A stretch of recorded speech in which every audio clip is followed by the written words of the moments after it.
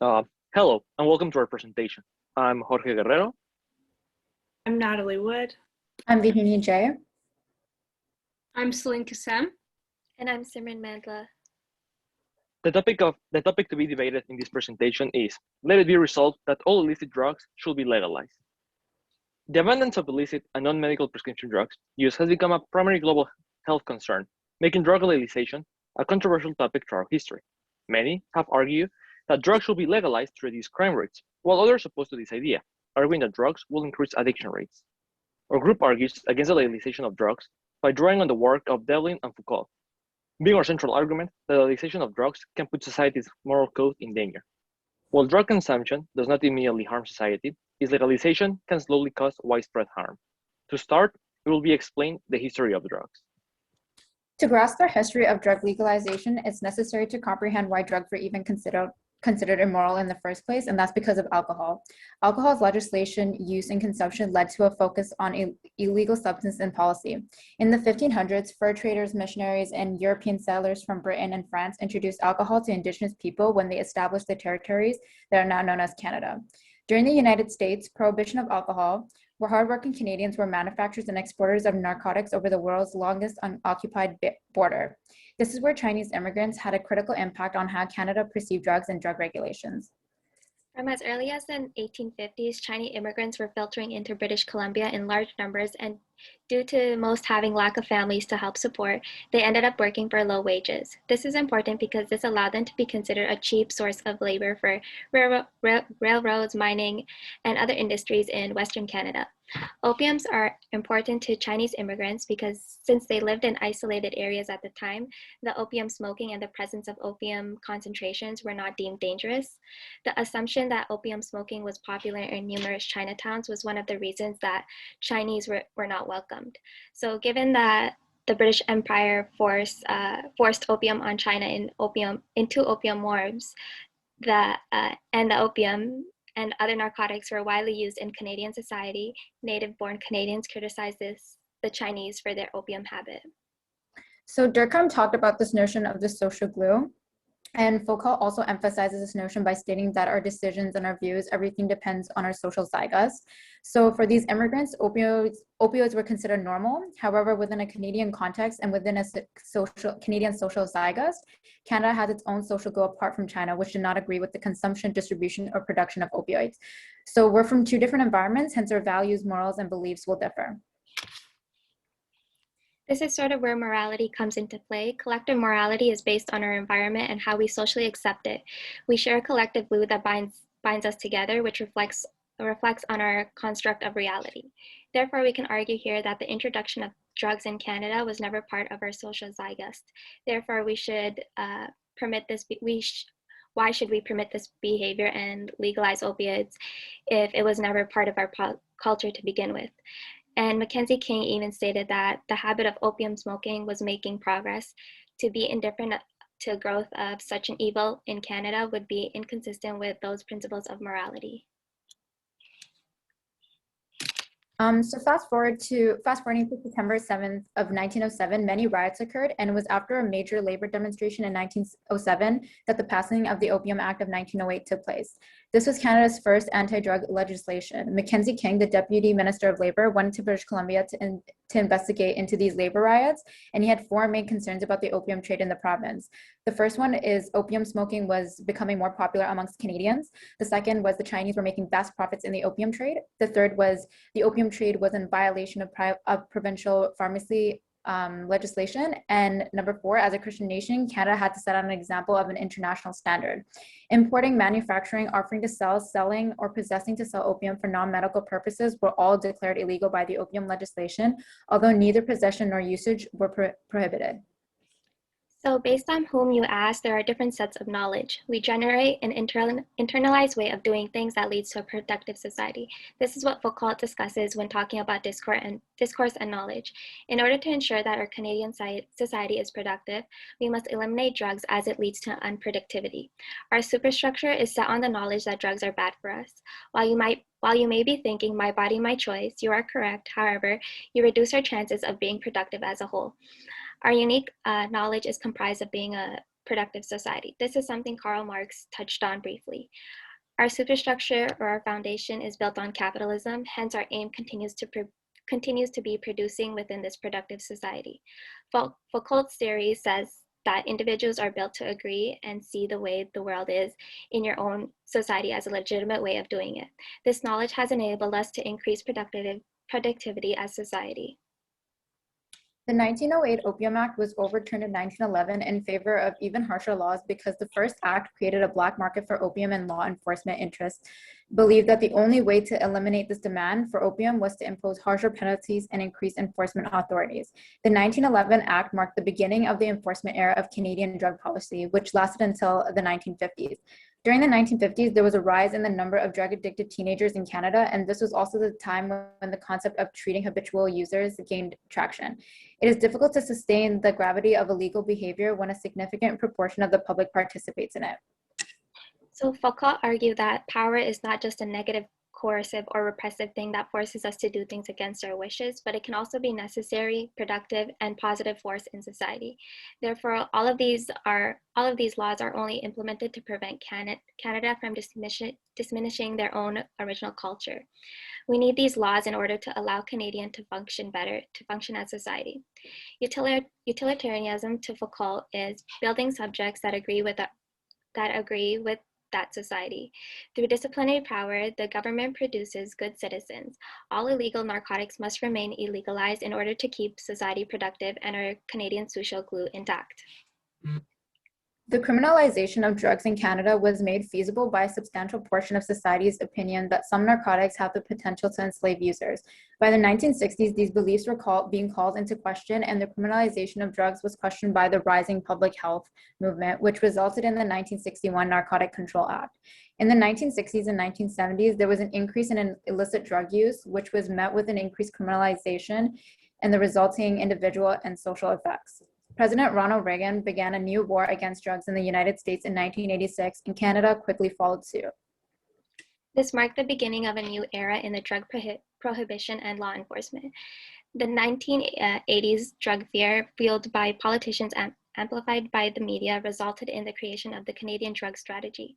Almost 10 years later, in June 1996, the Controlled Substance Act, Bill C-8, was enacted. Bill C-8 was classified as a health bill, but its cruel nature shows that it is actually criminal law continuing and increasing Canada's rigorously prohibitionist attitude to the possession and trafficking of a variety of narcotics. This rule, like the last one, will result in continuous resource maldistribution, incarceration of drug users, and the unnecessary infection and death of countless Canadians. The Controlled Drugs and Substance Act, which surpasses the Narcotic Control Act in Canada in 1997, remains firmly steeped in prohibitionist ideas. Therefore, if we consider the history of drug policy, we can argue that opioids were a heavy influence from the Chinese immigrants.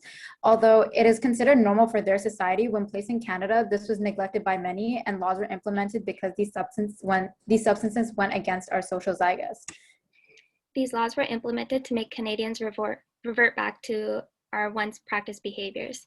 These laws aren't here to coerce anyone, but to simply allow for a majority of society to function as a productive society.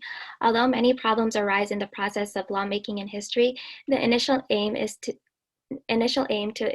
to work together as a collective and be productive to benefit society and each other.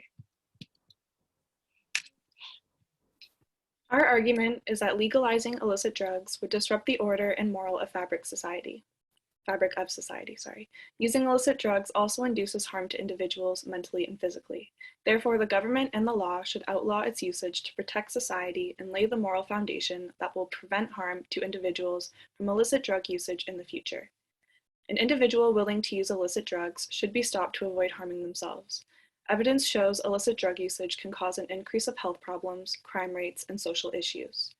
Individual freedoms may be overlooked in order to protect individuals and communities. Explicitly outlawing illicit drug usage clearly tells individuals what is acceptable behavior and what is not. When individuals understand the societal norms and expectations, they will not live in fear. Instead, they will be comfortable in their communities. It is absolutely necessary for societal values to be uniform and reflected in the law. A society will crumble without this shared moral code. As for the theory that we use to be against the legalization of drugs, we focused on Devlin's moral social glue theory.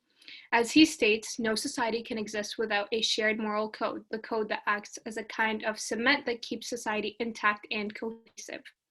This moral code, shaped by laws and governed by people who have immense knowledge on the effects of different materials like illicit drugs in society, is necessary for it to function merrily and be successful.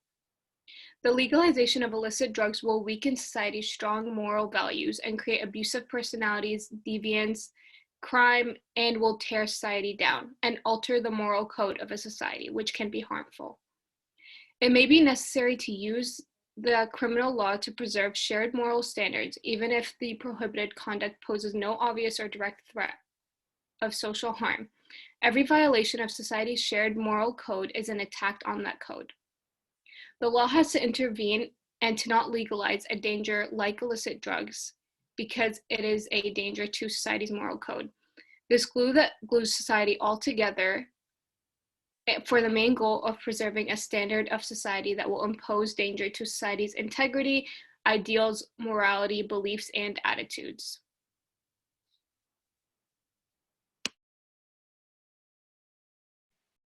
After looking at the history and theory, we can see that drug usage has on individuals. It can be argued that, in fact, drug consumption can disrupt the morale of society. The criminal law was designed to prevent this harm. Policies such as drug restriction should be implemented, as it is the role of the government to uphold these morals established by society and restrain specific actions that can produce harm to society, even if such actions does not pose an obvious or direct threat to society. From the impact drugs have on an individual, some can argue that their consumption does not provide actual damage to society. Still, as Devlin will argue, these small actions are capable of weakening or destroying society's moral code, labeling them as harmless immoralities. As such, these actions must fall within the powers of the state or the police to be regulated. Implementing a restrictive drug policy, it is important to preserve society's shared morals. But implementing a restrictive policy is not so easy, as first, such actions must provoke a natural feeling of intolerance, anger, and disgust in society. The lawmakers should consider if the average citizen will find the conduct beyond the limits of tolerance. In the counter-argument, through Hart, some can argue that the consumption of drugs it is not the business of the law, and as such, the government should not intrude on the lives of its citizens. Instead, the government should provide services such as security and education to educate citizens with the knowledge required to make a decision. But just as Devlin argues, this does not intrude on the freedom of an individual. Instead, the enacted law is only concerned with a minimum and not a maximum standard of behavior. The law does not demand citizens to be morally perfect.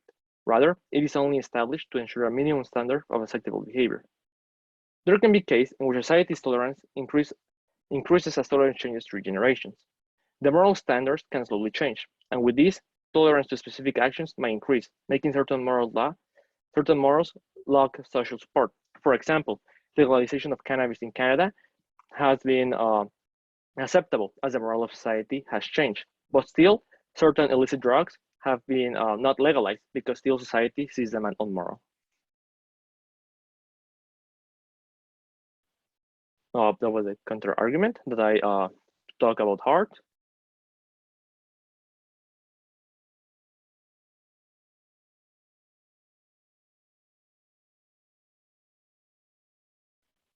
Next slide. All right, so as we said, these illicit drugs can have various different societal impacts on people and how they act and what outcomes can come out of it. Individuals' health and habits can have a huge societal impact on citizens and the overall well-being and success of a society. There are various different consequences to illicit drug usage, and it can result in various different crime, deviances, and homelessness, addictiveness, which can lead to various other issues, poverty, and a lack of a successful future to build a nation on. So we took the example of Indigenous communities to show how illicit drugs can affect a community.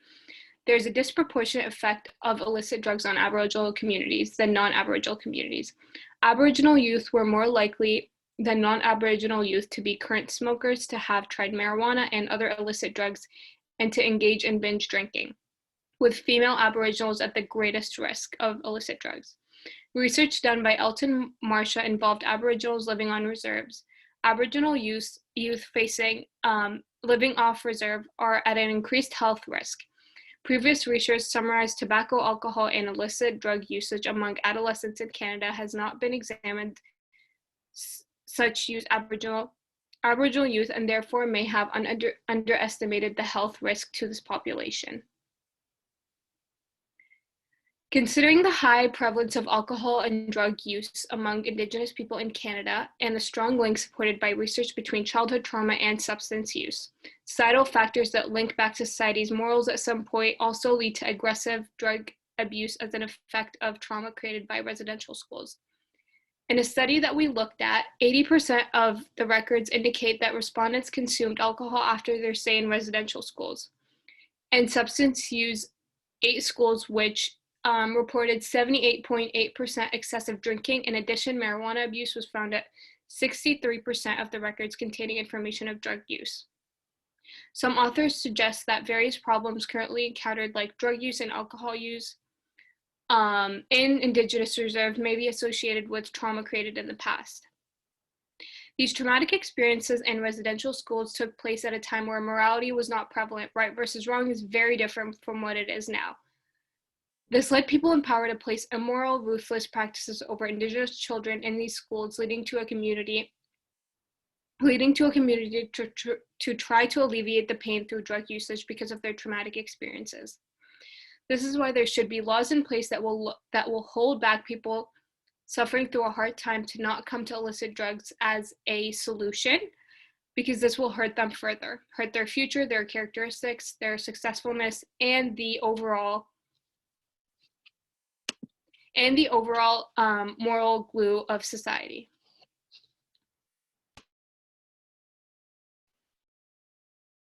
According to the World Health Organization, about 270 million people worldwide had consumed drugs in the previous years, of which 35 million people have been affected by drug use disorder. The World Health Organization has estimated that about 0.5 million deaths annually are attributed to drug consumption. The use of illicit drugs can affect an individual's mental process by altering their perception, consciousness, and emotions. It can also increase anxiety, depression, psychotic, cardiovascular, and gastrointestinal symptoms. Illicit drug usage in Canada is a significant social issue and major health concern. Data from the Canadian Tobacco, Alcohol and Drug Survey shows that approximately 2% of Canadians within the last year have tried at least one of these illicit drugs, including cocaine, crack, ecstasy, speed or methamphetamines, hallucinogens, or heroin. Furthermore, 60% of Canadians who use illicit drugs are within the age range of 15 to 24. People within this age demographic engage in drug usage in more risky and dangerous ways. Furthermore, as previously mentioned, illicit drug usage in Canada disproportionately affects racial minorities. Some First Nations youth have reported using illicit drugs such as ecstasy as young as the age of 9 years old.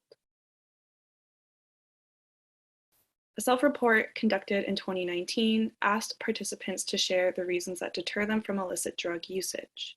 The study showed that the fear of disapproval from others was a significant factor in deterring people from illicit drug usage. Other studies exemplify how the legality and social acceptance of a drug influences the attitudes and ideas people have towards a drug. For example, a 2019 study found that legal cognitive enhancement drugs were rated as more ethical and safer to consume by those surveyed. People had a more positive reaction when asked about legal and socially acceptable drugs. These are examples of how people internalize the moral standards that the law sets in place.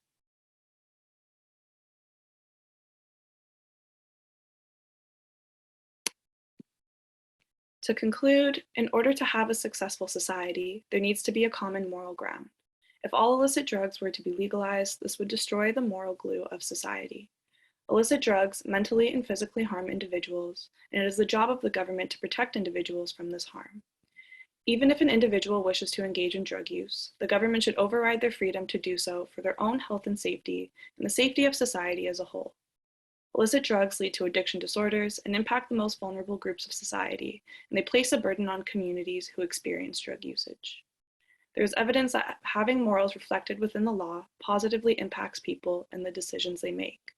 Furthermore, there is evidence that the law can be reflected and internalized in its citizens. Laying the moral ground of a society through the law creates a cohesive and healthy society. Therefore, the use of illicit drugs should not be legalized for the sake of society. Thank you for listening.